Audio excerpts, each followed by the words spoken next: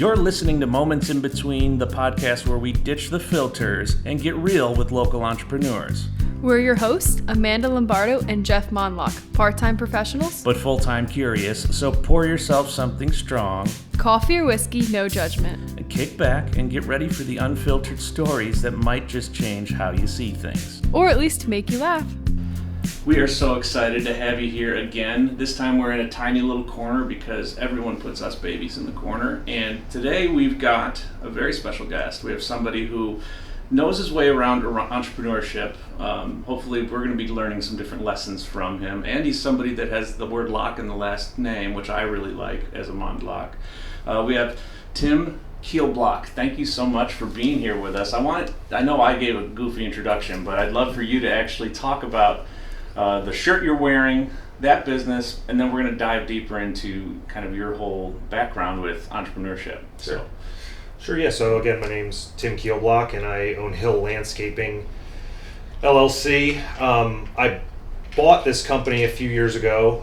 I started my landscaping business in 2020, and it was growing organically, and I had the opportunity to buy a bigger business from a boss that was retiring. It was in his best interest to kind of sell everything as a bulk sale, right? So I bought equipment and I bought contracts. So the way it was broken up, they call it it was an asset acquisition with goodwill. So the goodwill being the contracts to the commercial clientele, which is really where the money was. The equipment, it's all kind of tough to, when it's in a group like that and it's all usable. In my opinion, it's kind of hard to sell it in one, because people want to nitpick what it is, but the contracts is really what you're buying. So that's a big thing. People don't think about what acquisition looks like. We know people who want to sell all sorts of different businesses. I'm going to bring her up. I'm not going to say her by name, but we know somebody who wants to sell a dog walking business. I don't think it's ever going to happen because, I hope, you have to have these contracts. You have to have money that's going to be coming in. Right. Mm-hmm. If you're selling assets, like you said, that's very nitpicky. Yeah. I wouldn't buy someone's media business just so I can get their camera gear. Sure. 100%. Right. But if they have a contract with the state, you want that contract. Exactly. Exactly. Government contracts, that's big. But Sure. Commercial too. Yeah. So my dad does commercial and residential construction out of Chicago area, so I'm very familiar with how it can be, how big of a difference that jump to commercial can really make too, So as a business owner, taking over that, did you have experience in that world before, or just fuck it? No, yeah. Risked it. Yeah. Yeah, no, like I said, my company was growing organically, so and we can touch on this a little bit, but I still work full time at Rutgers University in the medical school. And now I manage my company. I have 6 employees, a bookkeeper, and we're looking to kind of grow probably by a decent amount next year. Maybe not double the crew size, but a few guys at least.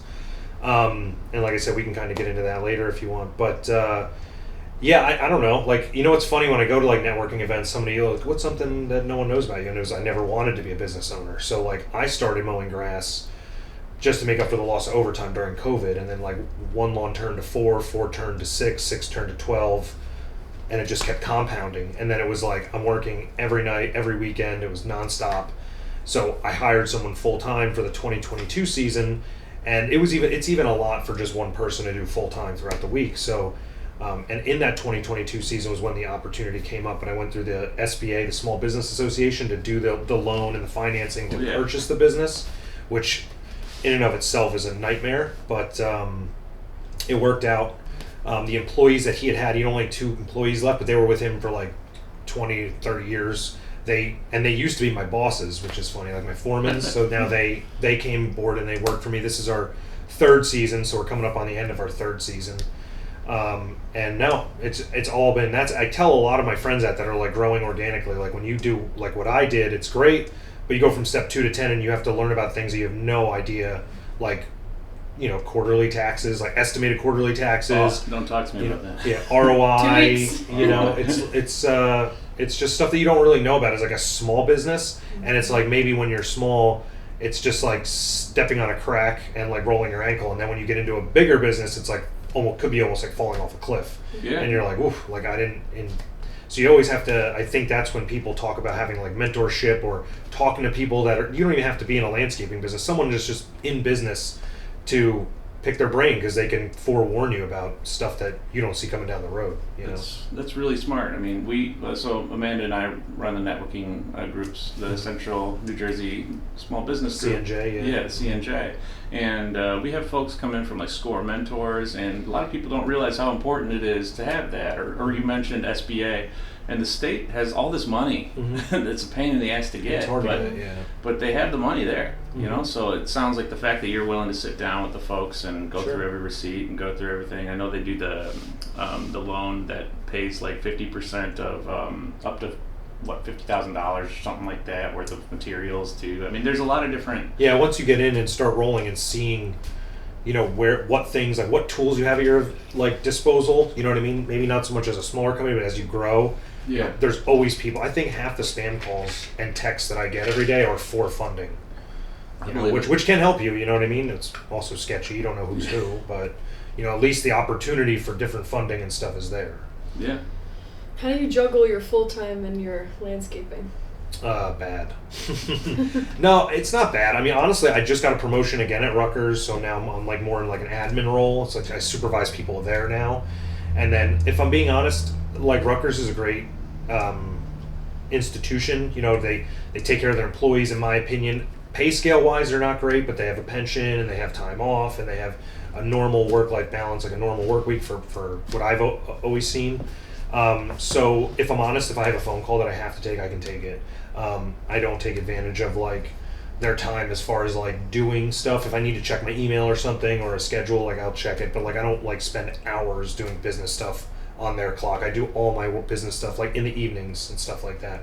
So it can be a lot, but Rutgers it's really easy for me to leave Rutgers and Piscataway, New Brunswick, and then my business is where it is. But I put people in place. Like from the beginning, I've always kind of said, this is like a kind of like a grander scale to put it, but like I want to run it like Amazon. Like Jeff Bezos doesn't know anything about, I'm sure he does, but he doesn't run his logistics.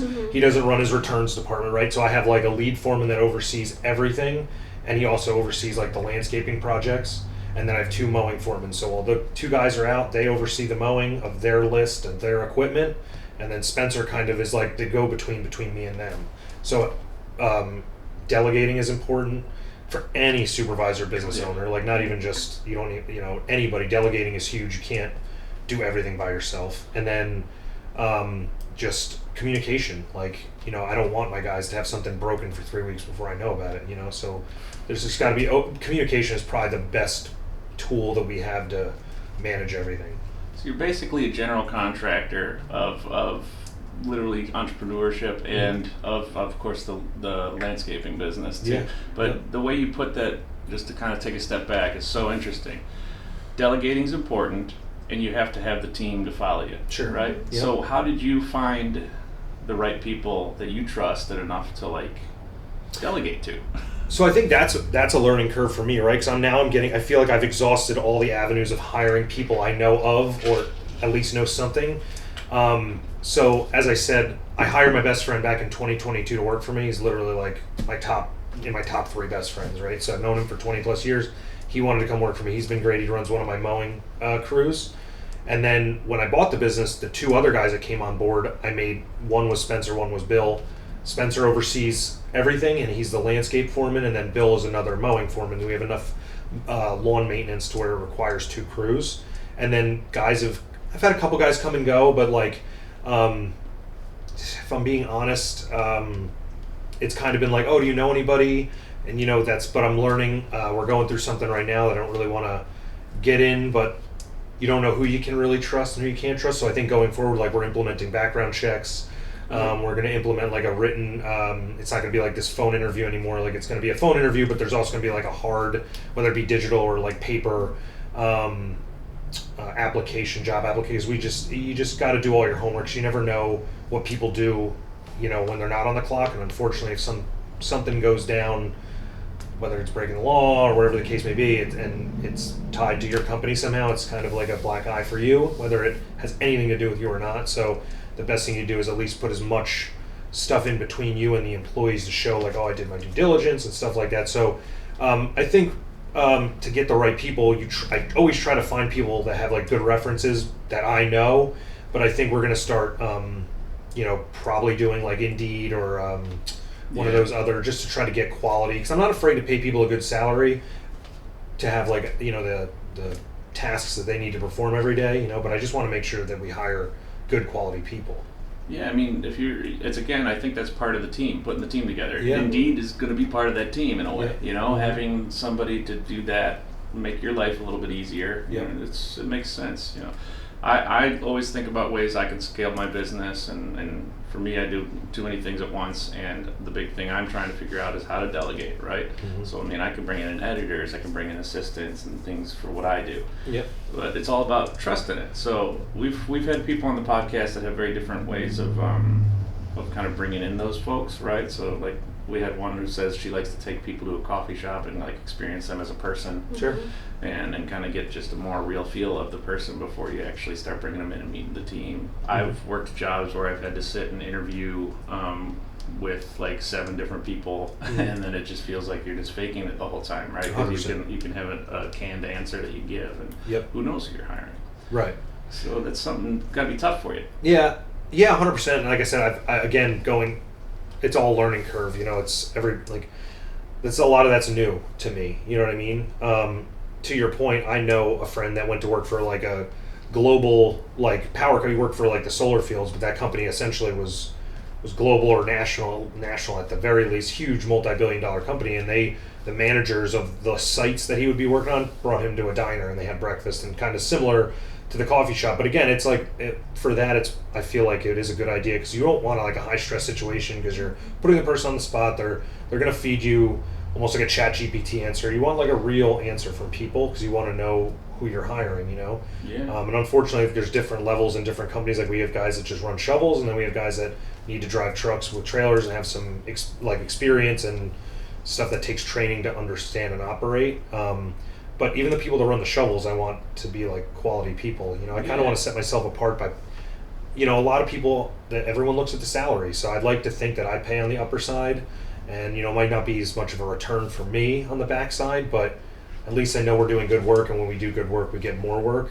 and then so on and so forth. And I like to think it doesn't even have to be more work, even if it's higher quality work that just pays better in general. Like I'm not really a volume person. Like I don't like the idea of having a million jobs. You know, I like the idea of having like fewer, better paying jobs for quality clients. So you're already like juggling many like several businesses, right? So right, but I think when you rely on volume too, you know, like a lot of things could really hurt you. Like the lawn mowing side, there's guys that have 300 lawns. Like last year probably really hurt their bottom line, because last year it didn't rain for 64 days. And we had a mini drought in spring, then June was a little better with rain, and then from like July into September, like didn't rain at all. So today's a kind of a crummy day out, but we need it so bad, you know, and that's just 3 weeks. So to go 60 days with no rain, people that really rely on just lawn maintenance and the volume of lawn maintenance, that had to crush them last year. If it didn't put them out of business, it had to hurt bad, you know? So I don't want to be someone that relies on volume, because in our industry, weather is everything, you know what I mean? So you get a dry spell, it's great for construction, it's not great for maintenance, and if you rely on maintenance, you're in trouble. So Do you do snow removal too? we do commercial snow removal.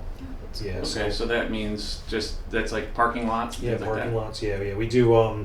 We're based. You know, our shop is in Frenchtown. We're officed in Flemington. So our commercial, we have like 4 commercial contracts. But they're all pretty much tied together through parking lots. They're all kind of run by the same people, which is nice. And then we have a couple bigger HOAs that we do over there too, which is like, you know, condo apartment buildings.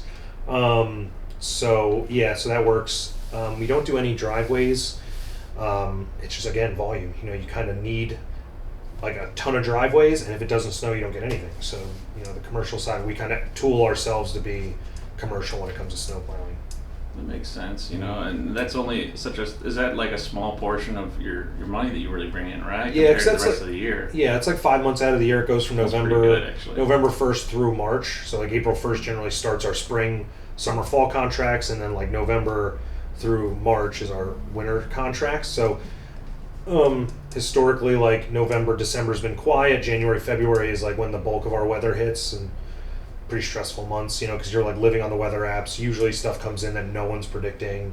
They predict snow, and it's either way more than they thought, so you under prepare, and then or you get nothing and you over prepare. It's, at the end of the day, you're always better to be over prepared. But yeah, I mean, I will say those 5 months are probably the most, maybe not all 5 months, but those are the most stressful. Especially January, February, because there's a lot of liability. Everyone thinks, oh, plow snow. Well, guess what? There's people that, they like to, slip and fall, when they shouldn't be outside, and that's a big liability. There's special insurance for all that. That's really expensive. So you mentioned a bookkeeper earlier. Is that who keeps you organized? Yeah. So Karen, she's great. She's like an office manager. She helps me apply for loans. She helps me apply for licenses. She helps me she does more than just bookkeeping. And we need her info. I was gonna say. No, she's if you can put it on the screen. No, Karen's not a real person. Oh no, I need to. She's ChatGPT. You told me the past. I need her. But she's.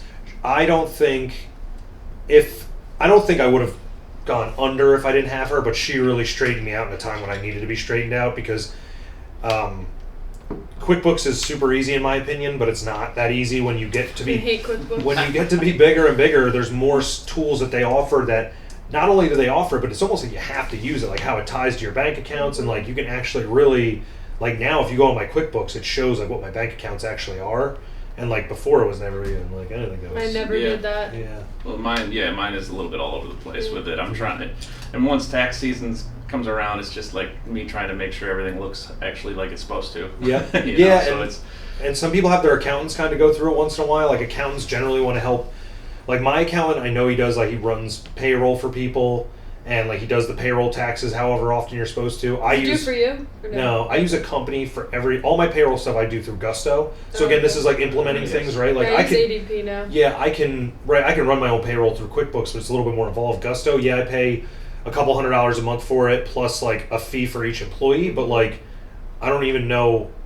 I hate to say this, I don't even know what I pay for, because they could retain the money and then they pay it to the state, and I get like a spreadsheet or like a report stating how much we paid to the state for employee taxes. I'll usually get something in the mail if it's a little under, a little over what's actually owed.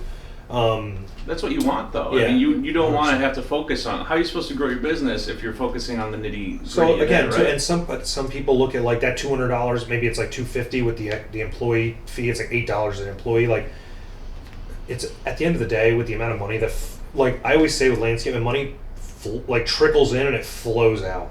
So at the end of the day, $250 is like not nothing, but it's a drop in the bucket for something you don't have to worry about. And why concern yourself with writing checks and making sure payroll's right and running, like I literally pick up the time cards, which we're going to be looking to get away from. We're going to go digital, I think, with that next year, and I just make sure the hours are good. I send them to Karen. It takes literally, even if I did it, it takes under 3 minutes to run payroll, and it's done. You can change it. You have up till the day before payday to put it in. We have retirement plans for the guys through Gusto. We can get health plans. Yeah, it's really cool. Everybody's W-2'd in. It's not like contractor. Yeah, they send all the and then I put my subcontractors in there too. And that's it. So all the tax stuff is sorted out by January 30th. Beautiful. It's really anybody that is juggling all that different stuff. Like I'm really big. I'm not like a big like tech guy, but like I like we have a software for invoicing, scheduling, like all that stuff. It's tied to QuickBooks. And then we also use an app that's called Company Cam, so we can take pictures of the job site. And it's not just finished before and afters. It's like if we're running a drainage pipe under a sidewalk, we'll take pictures of it. So if we ever have an issue down the road, we can pull that up. Doesn't save to the phone, saves to the app. Like stupid stuff. Cloud. It costs money. Yeah, exactly. The cloud, right? It costs money, but we're going to use it for snow for liability reasons. Like we clear something and take a picture of it, so that way if someone does claim they slipped and fell, it's like, well, we were there at 11. It was cleaned and salted, and it's almost like a liability thing, to protect you. You're gonna have photo and video proof type of thing, So how often do you run into like the liability question where people are like trying to gun at you and be like, "Oh, someone fell. You didn't shovel, or you didn't do this well enough." Well, once last winter there was something that came to the HOA. A legal notice was sent to one of our HOAs, but it never went any further than that. It was I actually remember the storm. Everything was salted and stuff. We had a lot of ice last year. We didn't really get much snow. Yeah. So it was a tough year, but the person was out at like midnight, like in the middle of it, like everything was still like wrapping up, or it was like still could have been icy, like, and we were on site working. So every time you're on site and you can prove that you're on site, it's hard for the person, the individual, like, if they slip and fall, it's unfortunate they get hurt, but we're there. We didn't just leave. Yeah. You know what I mean? So, with all that said, not often. Property damage, I've had to pay a little bit of money. We just ended up going out of pocket for that. Yeah. It was, again, more of a... Do you kind of budget for that almost? Be like, I know that there might be an occasion where you have to have like a loss, right? Basically. I mean, I think within reason, right? I think I had to shell out like $1,700 for this. It was, unfortunately, like, if we're being honest, it was a BS claim. This car was like 13 years old. It was a parking deck. They claimed that we wrecked the seal in the parking deck and the salt water dripped and left a stain. Again, this car was like a 2012. Like, this wasn't like a brand new car that like, and the parking deck leaked in multiple spots. So the property owner claimed it was me, even though there was leaks everywhere. You didn't build the parking deck. I know, and it's a new parking deck too, and it's leak. It's not like that was the one leak too. So there's a little bit of BS that you have to deal with, but it was definitely cheaper to just shell out a check and and then get an attorney. Yeah. Yeah. Yeah, but and then company cam, right? So it's like just start snapping pictures and I love that. Yeah. I love pictures in general, so that really goes. That's a good thing. Goes well with me. Yeah, it keeps me in business. Maybe I'll switch to make my own version of company cam. Yeah. There you go. The drones and everything too. Mm-hmm. No, but it's really incredible that you're able to do this, and on top of still working the full-time job you said at Rutgers, right? Yeah. So how do you make the time to to manage? You said it's hard to juggle, maybe, but. Yeah. How do you truly make that time? Do you set strong boundaries for yourself? You're like, I'm switching modes, I'm going into this, or is it just that easy to leave Rutgers at work? It is. Yeah. It is. In my opinion, it's I've done so many different things. Like, I worked at a production facility in Edison for 7 years that made like dog and soup cans, and that's like talking about 1.8 million cans a day, and it's like high stress. You need to make just high stress for so long, and then it's like you go to a place like that, and it's like. Yeah, don't get me wrong, you have your days where it's like, oh, this is a critical piece of equipment that's down, we have to figure this out, but I don't know, it's just it's so easy, you know what I mean? And I learned a lot, of course everyone, I feel like there's disgruntled employees, and all they have to do is just, no problem. Like, I work at Rutgers, like my job, I'm just starting this new position, but I'll roll it back to my last position, because I'm just, like, if my boss is like, hey, you got to go around the building and take all the trash out, it's like, okay, well, that's not my job, but hey, you need to go fix this machine. Okay, well, that's my job. Yeah, no problem. Whatever you want. That's fine. Once I learned to say, like, yeah, no problem, of course you can break that down. My life just got so much less stressful. You know what I mean? Again, that can have some explanation. You got to know where to draw a line, but at the end of the day, you're there to do a job, and it's just like, yeah, no problem, whatever. Yeah, no problem. What's a big challenge you faced in business or in life? If I'm being honest, this year's been like a good year, but this has been the year that for some reason I'm taking on a lot. So like the business has been like, last year was like super quiet. Like, I don't want to say quiet, like it was scary last year. And I think the presidential election had a lot to do with it. That's just my guess. People tightened up. Okay. From what I understand, people don't care who becomes president. They just want to know who it's going to be. So like that election year leading up to November, I think everyone tightened up there towards the end of summer, but we survived nevertheless. Now this year we're booked through next month, and there's some guys booked till December, and that's great, but I mean, a little personal, like I'm getting in the middle of a divorce right now, unfortunately. I'm running for a council seat in my town. Wow. Promotion at my job, which I kind of saw coming anyway, so I'm doing some stuff to myself that I don't necessarily have to do, but when I don't like to turn down opportunity. I kind of look at the plus side, and if it's something that I don't think, even though its opportunity is a good fit for me, I'll let it go. And if I think something's a good fit for me, I try to like go after. Like, I think this council seat, I'm not really leaving my town. I live in Flemington Borough, so I'm not leaving there anytime soon. And it's kind of outweighed by the opposing side. Like all 6 seats are them, and I think there needs to be like, if there's an opportunity to even that out, to at least make it so it's both sides having a say instead of just the mayor is one party and the council is all the other parties. So you need to diversify that. And that's kind of why I'm going after it, just because I know I'm not leaving the town for the foreseeable future. So you care about the town, right? So you care about what it looks like or what it's going to turn into. And Flemington itself has such a high potential. Sure, and it's coming. Main Street, and it's turning around too, right? And I don't think that the council members now, we might have different views, but I think they're good people that have their best interest, have the town's best interest too. There's just a lot of nitty gritty stuff. Like everyone talks about, like, building buildings and stuff. There's more than that, right? Like there's, we got to make sure the parking stays in play. We want to make sure the historical side of it stays intact. We want to make sure money spent. I think that's a big thing. Everyone, everyone complains how both sides complain about how much they pay in taxes. But people have these ideas where it's like, well, you're totally not thinking about the taxpayer when you have this idea. Like, there's just, you gotta. It's getting a bigger picture. Yeah, it's bigger picture, and everyone's gonna have different thoughts on it, and that's what makes our government from small to the big side. That's what makes it work, So checks and balances, right? So I love the fact that you can kind of come in there and give. Yeah, even if there is a little bit of both sides, it's just reinforcing that you're looking at everything. Right. Sure. That's important. Yeah, and again, being a business owner, I think.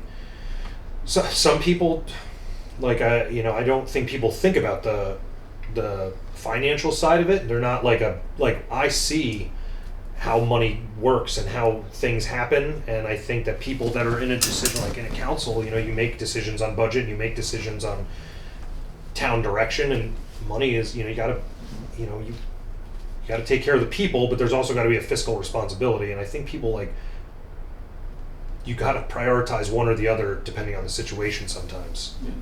So if you were to get elected, how would you add that into your day-to-day schedule? You're not worried? I don't know. No. Easy enough. He'll figure it out. There's two meetings. There's 2 meetings. How do you a month. do it all? Yeah, I mean, there's 2 meetings Puts a month. on a different hat. Yeah, it's evenings. Anything. Once I'm home at 4, that's when my estimates happen. And again, I'm getting. Listen, I'm not. I listen to a lot of podcasts. I listen to a lot of billionaire CEOs that have podcasts, and there's some things that when you hit a certain level, I feel actually might not be useful for some people, but for me, it's starting journaling, keeping the right aura around you, positive people, gossip and all that stuff that people end up doing regardless. But you got to almost certain people you don't want to frequent too. I have a lot of people that I used to frequent that I don't really talk to anymore. And by all means, not that I have a lot of friends, and but you kind of got to get a little selfish when you're trying to better yourself. And I think that's on all fronts, right? Business, fitness. If you're trying to be better, you got to do what's best for you. You got to be a little selfish. So. Yeah, and mindfulness. The fact you mentioned you're journaling. Yeah. You're getting rid of what doesn't serve you. I think it's funny because every single entrepreneur that we talk to is either has that mindset or is pushing toward it. Every person we talk to on this podcast, that's come up. It gets you. It gets you organized too. Yeah. I brought my book bag. I don't know why I brought it inside. I'm not going to use anything in it. I put my cup in it, and that was about it. But it comes with me everywhere now because that's also got space for food. So I put my food in there every day, and there's my daily schedule, my journal, pens, headphones, everything's. It comes with me everywhere, and I'm just noticing that I'm just naturally writing things down. I'm setting reminders on my phone's in my pocket. Setting reminders on my phone. There is a lot going on, and you're just naturally, unless you get bit a couple times, and then you're like, well, now I look like an idiot. I'm going to start doing something that will better my scheduling. So it's you just naturally, I'm naturally just getting more organized and scheduling a lot. Do you have a set day off? On your days off, are you actually off, or are you doing business stuff? Today's Sunday, I'm off. It's Saturday is generally a day off. I'll go do estimates and stuff, or if we're jammed, we That's are really not off. Yeah. Don't even get me started on that. We don't understand what off days mean either.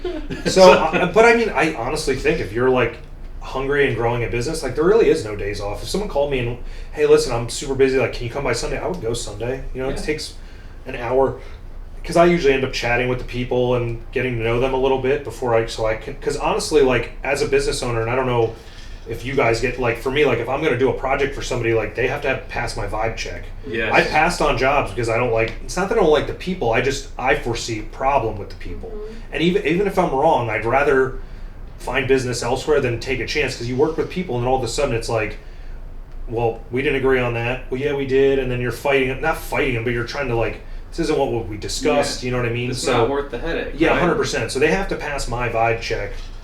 Interesting. For me to even, at the end of the day, it's me. I'm not bad mouthing anybody specifically right now. I'm just, hey, if I go on an estimate and they don't pass my vibe check, I go home. hey, listen, just so you know, like going through my schedule, like I just don't think this project's a good fit for me right now, you know? There'll be the bonus episode where we all talk about our who doesn't pass the vibe check, and Done we'll that. put it on that goes on The after vibe dark. check, the vibe check's huge. Yeah. That's almost betting on yourself, like running a business. Yeah. You bet on yourself. The vibe check is listening to yourself. Like, hey, this person could suck. Maybe we let this one go. Like, and especially if they're talking about a project that's really not even feasible for us. Like good luck, like getting anybody to do this. Like, so that makes it easier. It's tough when it's like a very doable project and you want to make the income and you want to take on the work and you just not. Yeah. The people just don't check, and it's like, oh well. It's- And it doesn't happen often. It's not like I'm like super critical on people, but it has happened, No, but you can't put yourself in a situation that's going to fail. They shouldn't want it deep down either, right? No. Because if No. they're not clicking with you, or if something's not clicking, Yeah. why? Who are you helping? They're Yeah. spending money, and And it's not like I tell them like, hey, No. I didn't really get a good feeling about you, so I'm not going to work for you. I just say Maybe like, you oh, should. this isn't. Yeah, I mean, this No. isn't. This isn't gonna. This doesn't work with our schedule right now. I don't want to overpromise and underdeliver. It is what it is. So. That's fair. Do you ever recommend other companies? For lawn mowing, I do. I 'cause do that sometimes. We just generally Do it a don't. lot. Yeah, we- like, Right before we filmed here, I had a photographer come over. I was helping her get a job that I couldn't do. Right. I have a couple good friends that started mowing. One guy does it part time at night, so I actually gave him, I think, a couple At customers. night, like after 5. Yeah, he does. He did what I started. Like he goes. He actually works for a school also, Wow. and he started to make extra money. But he's actually in a better spot than me. He kind of started. We're 37, so he pretty much started full time at this school right out of high school. So he's like, he's approaching. At the state, you hit 25 years, you kind of get a deal on. You pay less for health care. He has a pension, so he can technically walk away and take like a deferred retirement at like he'll be like in his early 40s, and then he can step in and try to grow his landscaping company. He'll still have his health care at a decent rate. He'll still have like a retirement locked up, and then he can work on himself. If that's what he chooses to do. But I do have another friend who does landscaping and construction full time, and we're to a point now where like the $40-$50 lawn mowing just is not feasible for us, so just pass on it. I refer other people. And honestly, I've had to drop customers this year. Not happy I had to do it, but we retained a state contract, and the state's budget goes from July 1st. Their fiscal year is July 1st to June 30th. So they were asking us through June, like, hey, we want this property taken care of, how much, and there's just only so much time in the day. So unfortunately, I kind of looked at my customers at my return on what work they were providing us, and I just said, unfortunately, I was honest with them. We're going this route, but here's Joe. He's willing to pick up where we left off for the same price for the remainder of the season. And some people were unhappy because they liked us, but unfortunately, like I have to do what's best for my business, and I gave him an alternative. I didn't just leave him high and dry in the middle of the season. I understand that it's not the best move, but. No, but that's huge. That's a difference, right? Because I can't tell you how many businesses or people, once they see a bigger paycheck or something like that, they'll just jump toward it. Yep. And you actively found someone else. Right. So yeah, I tried to do some of the legwork for him, yeah. And it worked out for most of them, It was funny, the one customer, I really liked him, but he just let us cut his grass, and I'd always ask to do more work for him, and he always wanted to see us do better and so on and so forth, and he always had a bigger landscape company come in and do the higher revenue stuff that we wanted, mulch, stone, whatever, construction, and we would just cut his grass, and I found out after that I provided him with my friend Joe to cut his lawn, and then he called a big company out of Hillsboro, who I know the owner well, and he called me. He's like, "Hey, what's going on there?" And I was like, "They said you dropped him mid-season. Is there a problem?" I was like, "Did they call you?" And he's like, "Well, yeah." And I was like, "This is crazy." I was like, "You're gonna definitely charge him more than I was charging him," and he wouldn't even give me the time of day when it came to other projects. And he said, "Well, I'm definitely going to be significantly more than you on the cut, but I do full service." So the company he's using for fertilizing and mulch, all that, switch it all. yeah, he's gonna have to come all to me, which is a direction we're looking to go in 2026. That's a good move. Yeah, we're looking to get, because we'll be licensed to fertilize next year, and do weed treatment and mosquito treatment, stuff like that, flea and tick, but so we can be vertically integrated to handle all that, because I spend money on people to fertilize our commercial sites. That's 8, 10, or whatever, 12,000 a year I could be just saving, you know what I mean? So That's huge. yeah. Yes. And not a lot of people do it. The licensing, it's not hard to get the license, but there's tests and there's all this stuff that's kind of in the way. Then you got to retain the credits and every so often to maintain your license. So I mean, you built the team out to where you have the bandwidth, I guess, to Yep. do that, right? So, yeah, I would be looking. So I might start out doing the fertilizing thing on my own, but I think it's going to be something that takes off. So I'll probably be looking to hire someone in the wintertime to come over and kind of run that side of the business. But Yeah. again, when it comes to landscaping, it's such an equipment heavy job. Like that's going to need its own truck, its own trailer, its own equipment, its own material. Fertilizer's not cheap, so it's Shit ain't cheap. Yeah, and that's a problem. Literally. You know? Yeah. So that's just yet another business venture to throw on top. I mean, it's part of the service. business. I like the service, and we Yeah. might be getting into other stuff next year. We're looking to hire somebody. I don't really want to get into too much of it, but if this other person comes on board, it's like a whole other aspect of landscaping and construction that we'll be able to do with his expertise. Imagine watching this time next year. Yeah. You'd Yeah, be listening let's do over it. like, damn. We'll film with you if the internet still allows us on the internet. By then we'll have to film a follow up and see where Sure. you're at. But Yeah. so do you do construction currently? So I say construct. Yeah, we build like patios. Like Okay. our strong suit is pavers. Some guys can do everything: bluestone, cement, paver. Like we just kind of stick to our strong suit right now, which is pavers. Hey, everyone needs that. Yeah, that's They're pretty much kind of where we're at. Steps, walls. Hopefully we can grow into actually more like, when I say construction, like actual big time retaining walls, stuff like that. Yeah.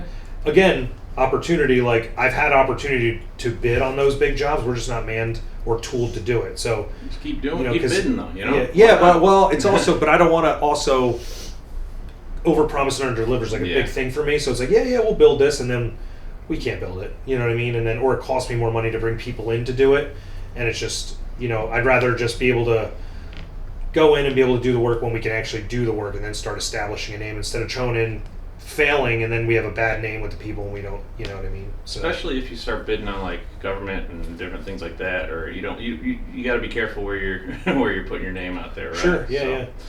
Yeah, I don't want to like put a bad taste in someone's mouth when we could be set up to do it next year or the following year.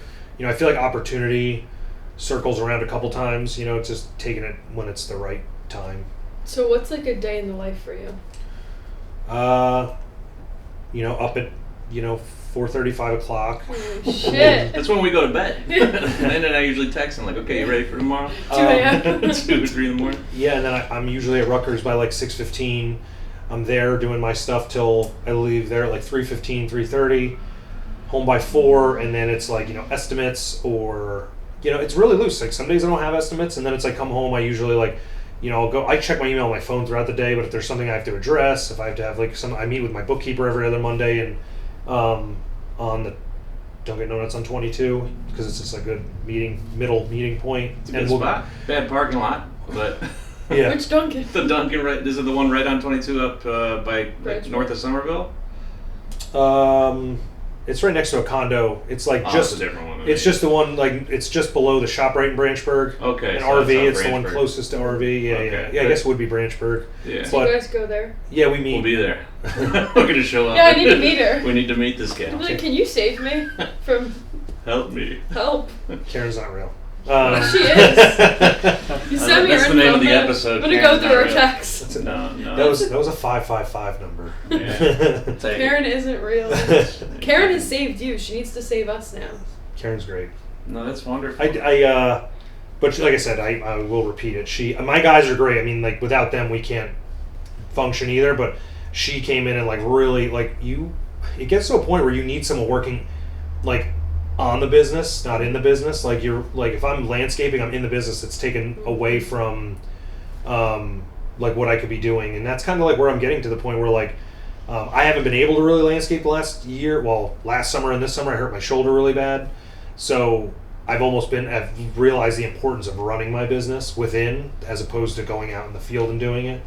You can learn a lot more, and it'll help you estimate if you know more when you're in the field, but yeah. also looking to implement my foreman, kind of getting him off his knees and laying pavers and more being like an oversight, a foreman that goes out on estimates, gets to meet customers, he knows what he's looking at, take pictures, kind of do what I do, not that I'm going to lay back and do nothing, but it just, if I can have a sales guy that's out selling work and especially being so experienced, like start to utilize him for his mind and his knowledge more so than his actual work, because he can coach someone like, okay, well, I'm going to go, but while I'm gone, do this, and that, and then he can go do an estimate, pick up material, come back, and be like, okay, now we're going to do this, and this, you know. And how long did it take you to like find that structure? You seem Right. very organized. Right away, it was kind of implemented. Hey guys, I have a full-time job. I'm not going to be here most days, and this is what I want. And that's the biggest thing with people is learn. Like, you have employees.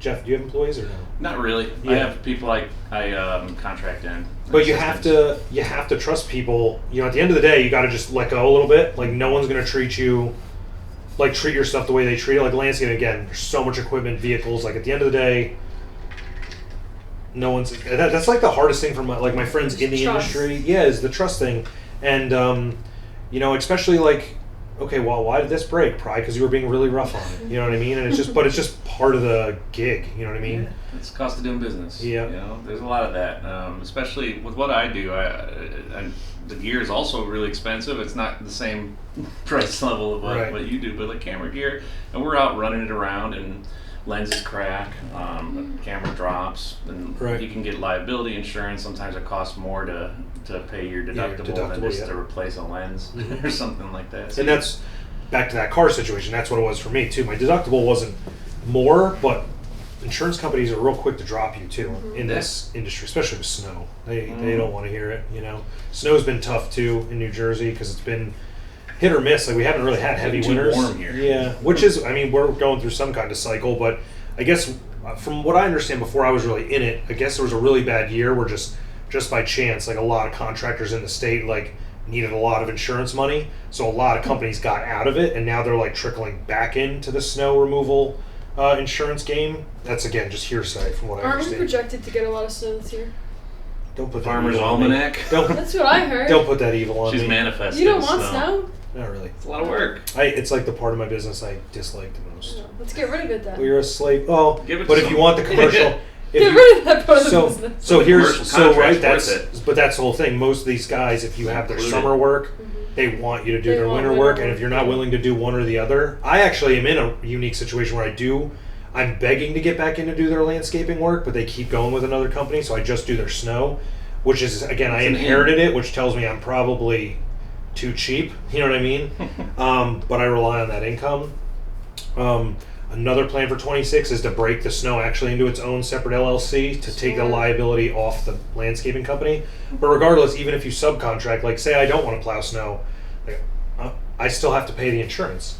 So it's like, and all my bills. So like, I actually need 100% of the income to float my bills through the winter. I wish I could take like a 10 or 20% like part of the contract and then pay someone to do it, but it probably isn't enough for someone else, and it's not enough for me. So, and I still have to retain all the insurance because essentially I'm the one that holds the contract. If something happens, I think the way it works is the company will get sued, then the company has to sue me, and then I would have to sue the subcontractor. So it's like, from what I understand, I could be like, That's a lot of suing. No, that sounds right. Mhm. It's just literally passing the buck, you know, Yeah. and you're just in that line. yeah. You know, So there's it's- no point for me if I'm still gonna have to retain the snow. You know what I mean? Might as well just own it. Yeah, exactly. I might as well just do it.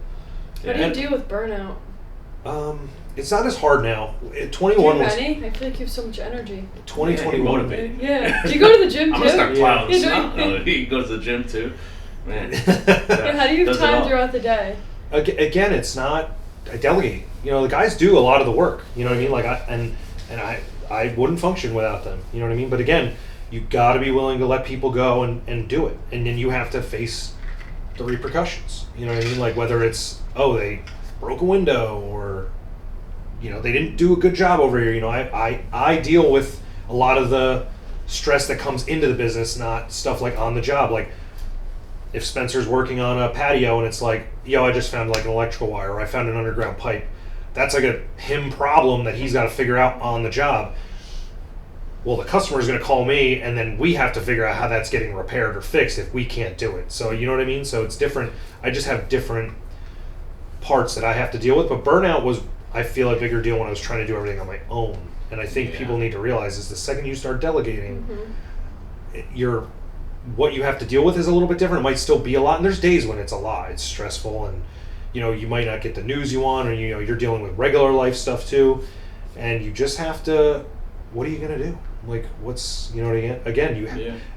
Burnout is easy when you. It's easy to get burnout when you're trying to do everything, and you think you're saving. You're not really saving anything. You know, you're better off hiring somebody. You're better off getting someone to at least help you at the very least, and start like bringing on an employee even. So. What would be advice for the listeners for someone that's suffering right now with delegating? You got it. For me. For me. What's the advice for me and Amanda? You got it. If you don't... listeners. If you don't think... You have to let go. You know what I mean? Control.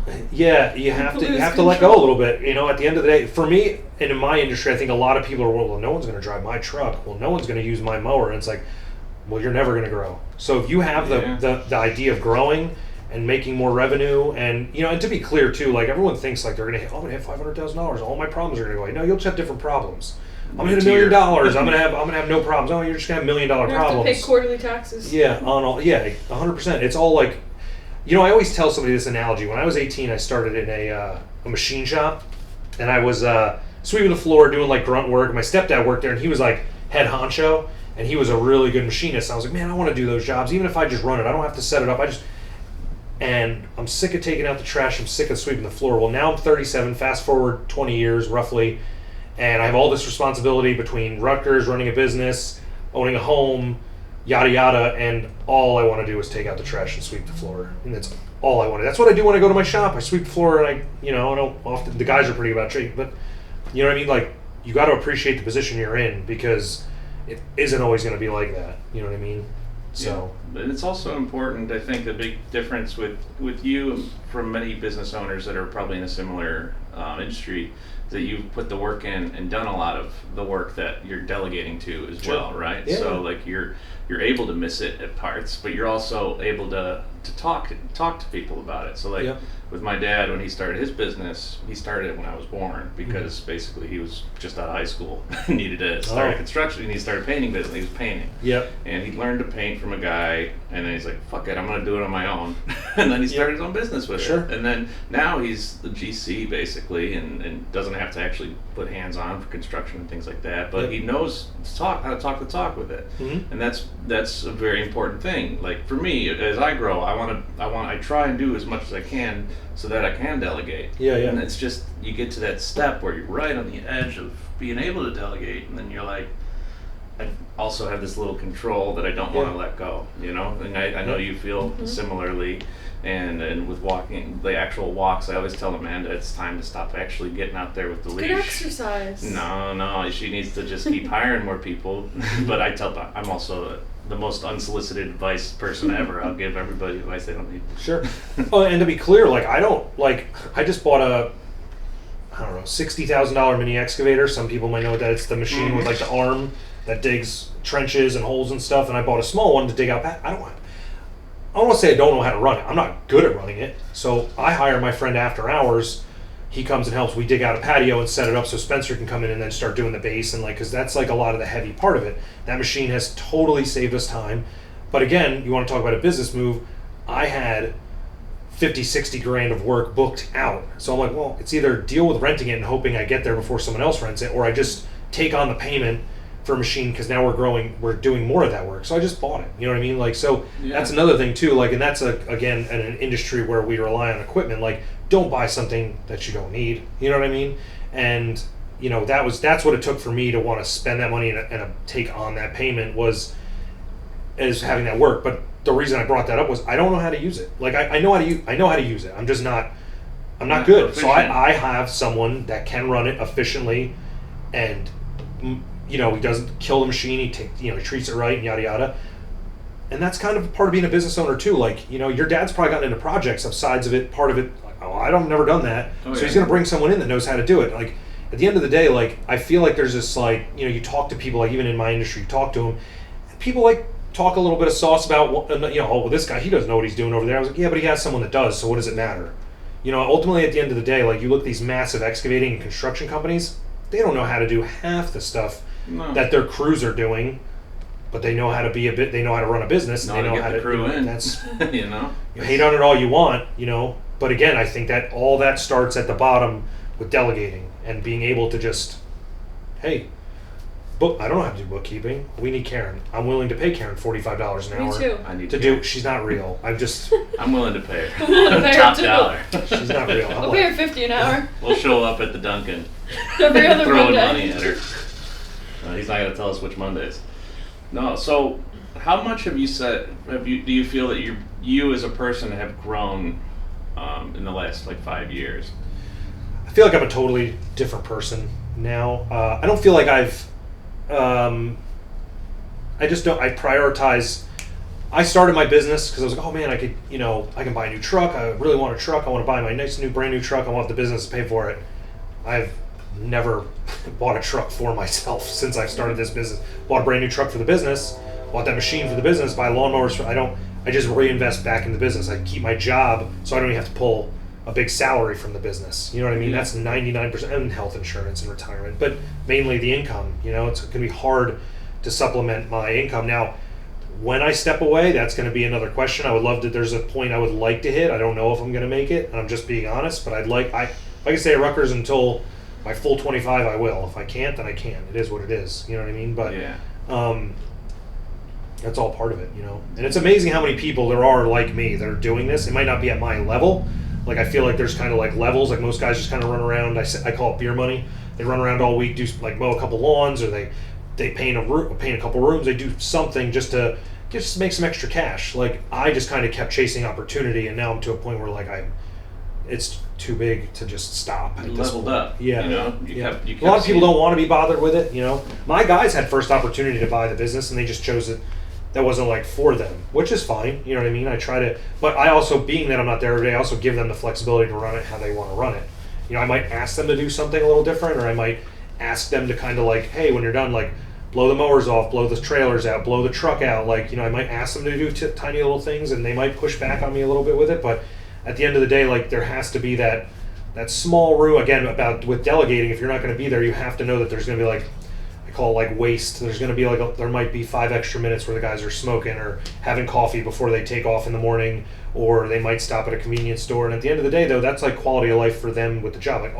Some guys are don't stop unless you need fuel. Don't stop. And micromanaging. at the end of the day, we're not going to make any more money those 10 minutes that they're stopping for a sandwich. You know what I mean? Not that I want them to. If they can keep going, I want them to be ready for the day. Stop before work. Yeah.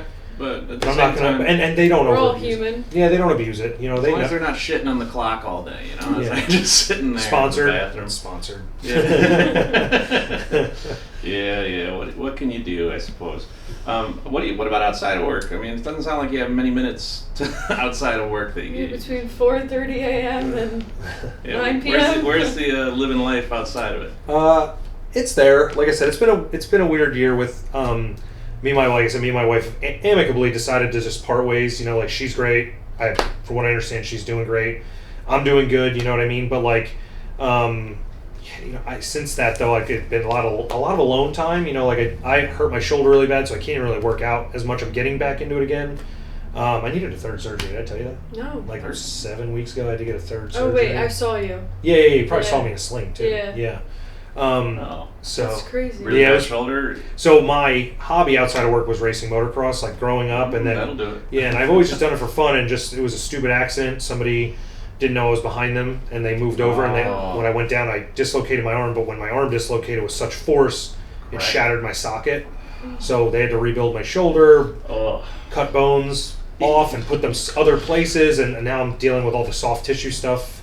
Yeah. They went back in, they found a torn muscle in my shoulder they didn't know about. They had to tighten some Floating around. take screws. It feels out. good now? No. Do you go to physical it's terrible therapy? pain. Yeah. That's good. It's the But bionic it man. feels a lot of the same before this third surgery, which I'm not happy about. So we'll have to keep talking to the doctor, But but motocross generally is a big hobby for me. I'll never stop doing it. I'll probably slow down a little bit now. Yeah. Especially it's tough.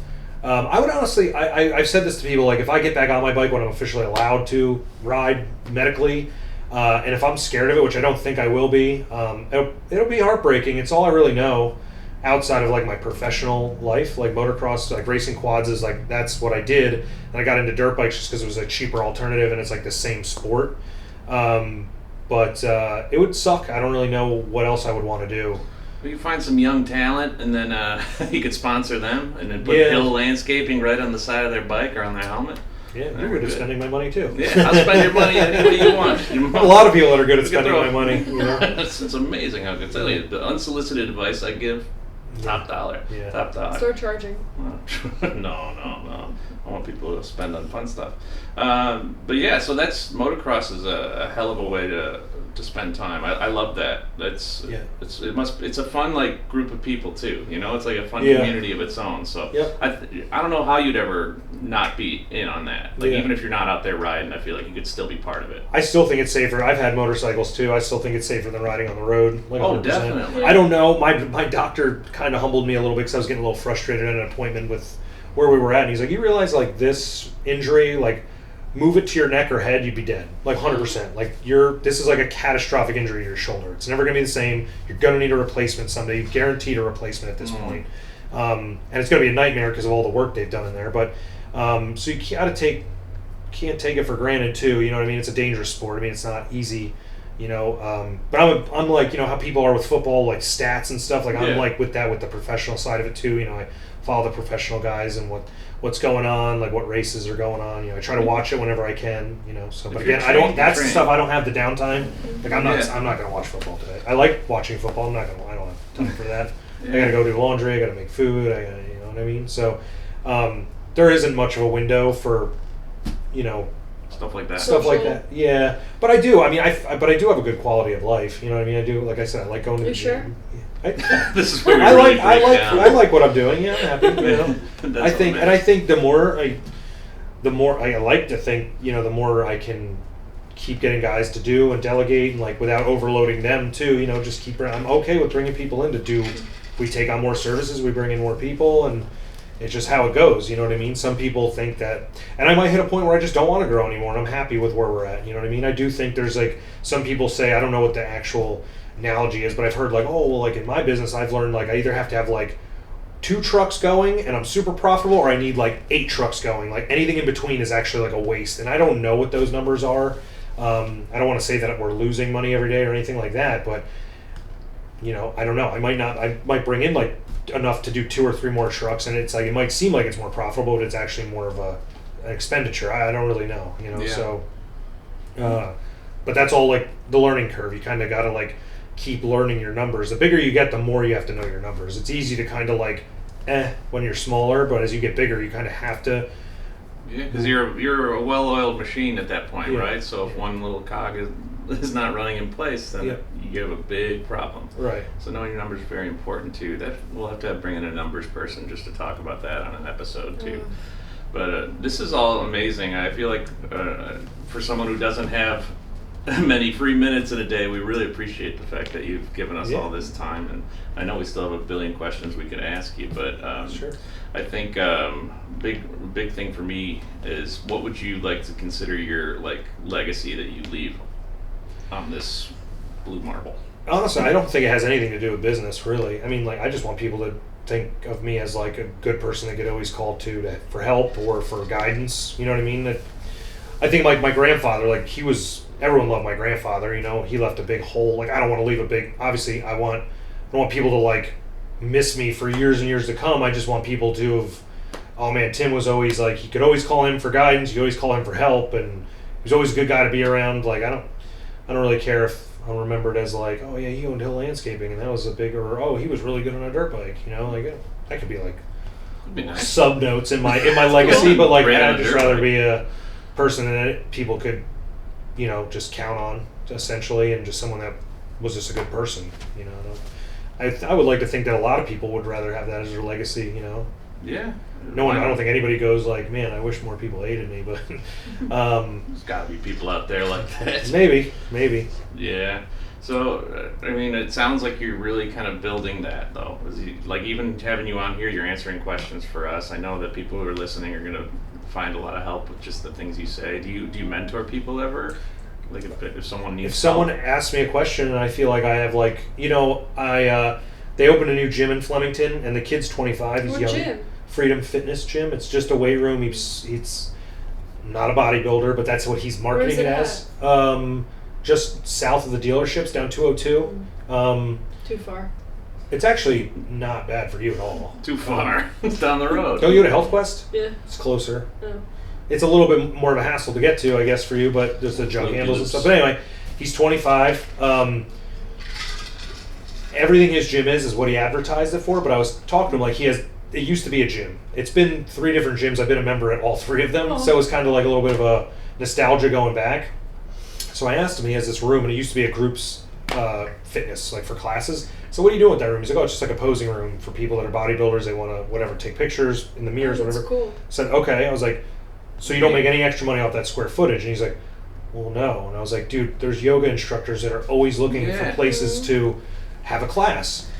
You find the right yoga instructor, right, that you think you fit with. You say, okay, you charge $30 a head, you give me 10. Yeah. And she keeps 20, whoever it is, keeps 20. And then that way they're making 20 a head, you're getting 10, and say they can do 2 classes at $20 a person. You're making $200, $400 a week if she sells out a class, right, at 20 people times 4, right? So $1,600. And you're not doing anything but signing people in. You know what I mean? And he's like, oh, that's a good idea. I was like, why don't you put TVs up and let people pay for advertising on the TV? Yeah. I would pay for that. I'd give you like $150 a month to let me put my logo up on your TV and let it cycle through different businesses. He's like, you think? I was like, yeah, what's a TV called? 32-inch TV, 40-inch TV is going to run you like $200, $150. That's brilliant. Yeah, and he's like, oh, that's a really good idea. And it's all new for him. He's literally been open like 2 weeks. I said, this isn't stuff you have to rush into. That's awesome. But this is 25? Yeah, what's that? He's young. 25, yeah, and the gym's cheap too. I mean, he did a pre-sale, so I got in the pre-sale. It's like $40 a month. It's $50. It would be $50 a month nothing. for you. Yeah, no contract too. You quit when you want. So just try it out. It's a cool gym. Kid's a really nice kid. He's doing it all on his own right now. He's opening and closing, which is going to burn him out. You know, so he's got to find. He's got to hire. Delegate. He's got to hire a couple people. I think if he could get in there, work from like 9 to 6 maybe. And then go because he lives in Jackson. He's trying to move up this way, so he's got like an hour drive to Flemington. So. He's gonna have to figure something out quick, I think, to avoid that. Should be his priority. And I think he does have people. He's got a lot of people that are interested, but got to find someone to work that like 5 to 9, and then somebody that are willing to work like 7 to 11. And because gyms do need the hours. The nighttime and the early morning. Yep. So. You get different. But to answer your question, like that was just an example of more recently, just me talking to him to like. Because you start looking at things from a different when you're like a business owner and you look at a space. Like I'm looking around, I'm like, oh, I wonder if I bought him a bottle filling station, if he'd let me put like a permanent sign up above it. You know what I mean? Like it'd be an investment for me, but then my logo is there at all times. But also don't want to invest like infrastructure into his business. So I was just giving him ideas on how he can make money off the square footage because I don't want to see him fail. No, for real. Because I don't think regular people like us might see that. And like regular members that have like jobs that just want to be there for a gym, they don't really care. You can go take photos of bodybuilders there. I was gonna say that's something I do. I do fitness photos too. Yeah. So like I would pay to have my business logo up on that TV. On that TV, right there. So right there, if I say he goes with my number, $150, that's $300 a month. I'll go too. Everyone needs a pet sitter. Yeah, there's $450. There's $450 a month that he's making off of. Let's go meet him. Yeah. Yeah. Sure. Yeah. So, that was just an example I could give you based on. But like all my friends that are in the green industry with landscaping, they always call me like, "What are you charging for this? What are you doing for that?" Charging's different. My overhead's different. My charging is more than just somebody that's rolling by themselves or with even one employee. Their insurance is definitely cheaper than mine. Stuff like that. But like I mentor people whenever I can because to avoid pitfalls that I've hit or have been able to just dodge, let people totally clear them as opposed to, because when you just dodge them, it's still kind of a scary thing. So yeah, but it probably makes you feel good to see someone take the advice and actually go with it. I find I have a number of mentees on the photography side, and you always need a mentor too. So like I always look for mentor advice too. But like I feel like you watch your mentees and you watch people you give advice to take your advice and then see what they do with them is kind of funny, because a lot of times they'll just like, okay, and then they'll eventually roundabout way and find their way to what you're suggesting. Yep. Yeah, and it's all relevant too. Yeah. You might have something that's like way bigger scale, but like the same problem comes up to people that are like aren't on your level. That's on a smaller scale, and they can attack it like before it becomes a problem. Yeah. And I say like, and everyone. There's a guy named Ed Milet. I don't really know what he's a billionaire, but he's got podcasts and stuff, and he talks about like these rooms, and there's like the 10-year room, the 20-year room, and these are all the people in those rooms. and like, you know, like the guy in the 10-year room should be talking to the guy in the 20-year room to help you like understand. Like that big landscaper I told you that one of my customers called, like his name is John. He's been in business a long time. Like I was telling you, we do like a couple houses, we do Christmas lights. We actually do Christmas lights for him just because he's getting older to go up on his roof or whatever. So last year I was hurt, so my friend was up there doing them, and me and him just kind of sat, and he was mentoring me a little bit. You know, we were talking about this, talking about that. You know, and but even he was like I was talking to him about stuff on my end, and he was like, oh wow, yeah, you know, like I feel like at any point it's hard. It's just different levels of hard. You know what I mean? I love that. For any viewers interested in your services, what do you offer? So I think property maintenance is a big thing for us, like lawn mowing. Again, we are trying to attract more high-end clientele because I think we're to a point now where just because of overhead and the size of the company we are, I think we need to move to like a full contract thing. So if someone's looking to like, they really want nice property and they want like attention to detail, like I think that's like we're a good fit because we're trying to get into where we can do everything like one-stop shop. Like we come in the spring, full cleanup, edge everything, prune, clean everything up, you know, address any issues. We can then start doing the lawn mowing and then lawn treatment. The lawn treatment, the fertilizer, I understand some people might not be interested, do chemicals and stuff like that, and I respect that. So that's probably the one thing that'll be like the a la carte part of it. Like, optional. You know, like, hey, yeah, listen, like this is what it's going to cost, and if you want fertilizing, this will be tacked onto it. And then like I'd probably offer like if someone wanted to pay, because that's like generally like $1,000 to $3,000 depending on for the whole year. So it's like that could be something that like you can offer a discount and let them just pay up front for. And then, but with that comes like aerating and overseeding in this time of year, like later, like fall, like October. So like full property maintenance, like with attention to detail. We do full commercial property maintenance as well. Commercial snow plowing. We do full landscape design and install. So I can come take a picture. I can overlay like a landscape, like with your house in the background, and then we can install the walkway, the patio, the plants, the trees, like whatever you want. And then again, just to your basic like cleanup and mulch stuff. You know what I mean? If someone's just like, oh, I just want my house mulched, and like we can come and do that stuff too. You know? So. Perfect. Very cool. Good to know. Well, this is great. I feel like we've gotten a really good idea of your business and of you, and just it's neat. I'm excited to see where you are in a year's time. You know? Yeah, I'd love to come. I'd love to come back and talk to you guys. I mean, we talk off and on because you were helping with Sheba. That's how we met, right? You were helping me walk Sheba and Kane.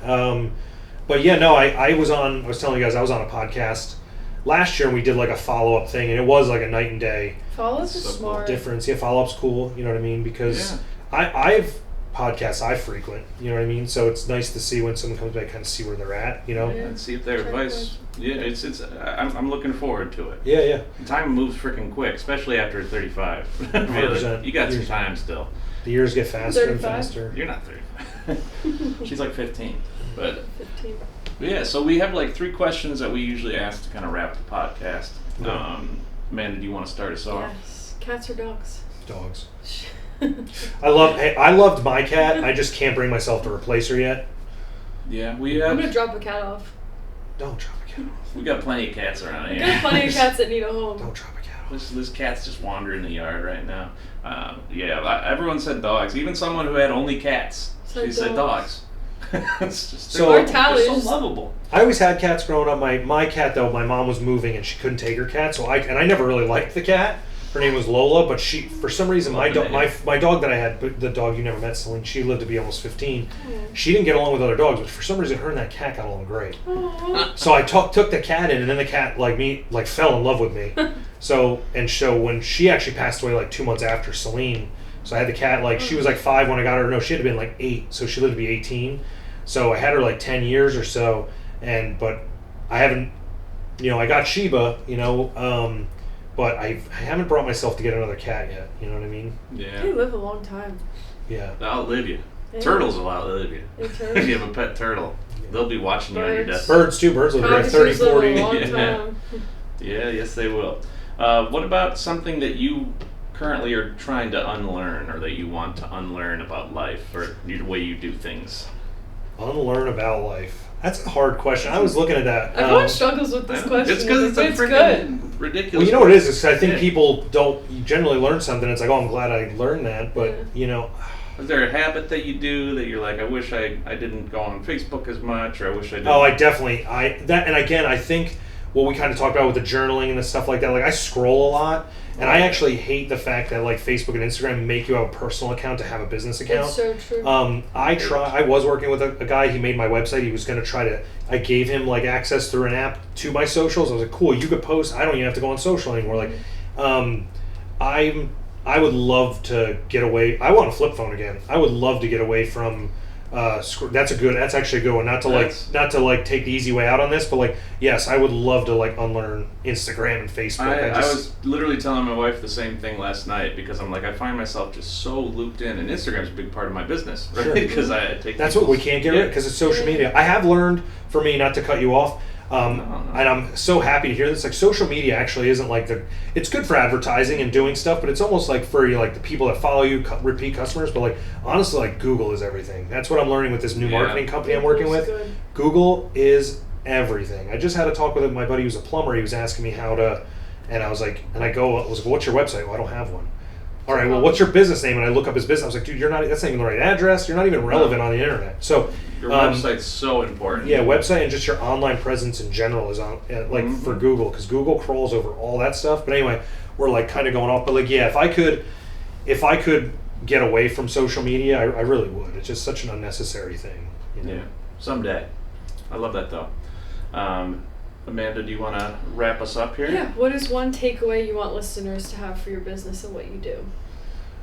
We're honest, hardworking guys. We're like no different than anybody else. We're not trying to screw anybody over to make a buck. We'd much rather, I'll have the guys go and do extra just to make the job look clean and not even bill them for the 2 or 3 hours I sent them there just for those final touches. I think that's what matters. Ultimately at the end of the day, the job we do is more important than, like, we have to be profitable, we have to make money, but at the end of the day, back to micromanaging, like, if it's going to cost me, in the grand scheme of things, $200 or $300 after we've already kind of completed this project to make it perfect, the project that'll come down the line from doing that little bit of extra work is huge. Mm-hmm. So I think just that we're honest and we communicate, and we're just looking to, do good, honest work. Oh, I love that. Mm-hmm. The communication, the cleanliness, that's a big thing. You can't tell in this fucking room right now. It's kind of a mess, but there's some construction going around in the building itself. But thank you so much for being on and for sharing your wisdom. I'm so happy that we brought you in. I'm so happy you met Amanda to find your way into. No, you guys can network. Yeah, I'm looking forward 100%. to it. Yeah, we're definitely I definitely need your help. Great, wonderful. Let's see if we can get them in at the Avalon too, and take over some of the guys we have doing the landscaping at the Avalon. The poisonous bushes. They have poisonous. Yeah, what's the Avalon? It's this complex we live, or that I live at, and they have these guys who mow the lawn every day, so the grass is gone. Yeah. And then they have these bushes, like this dog-friendly community, but they have these bushes that have these berries growing on them that are like poisonous, killing dogs. Yeah. I mean, listen, I actually have a meeting with an HOA. It's all about who you know, right? Like, I have a friend whose dad runs the HOA. They're not really happy with their landscaper, so I have a meeting with him Monday night, hoping to retain that business. And we're always looking to grow in that aspect. I think like a company that wants to grow, like that's kind of like the route you have to go down. Unfortunately, it's a very cutthroat.